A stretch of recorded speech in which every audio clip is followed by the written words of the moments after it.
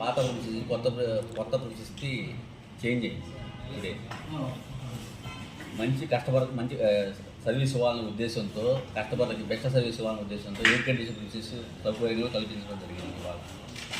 అదేవిధంగా ఈ సమయంలో బ్రాంచ్ ఓపెనింగ్కి చైర్మన్ సంతానం గారు and Repco home finance chairman గారు సి గంగరాజు గారు and managing director OM Gokul sir branch open చేశారు. అదేవిధంగా ఈ కొత్త డిపాజిట్ స్కీమ్ ఒకటి లాంచ్ చేశారు, రెప్కో ఫార్చ్యూన్ స్కీమ్.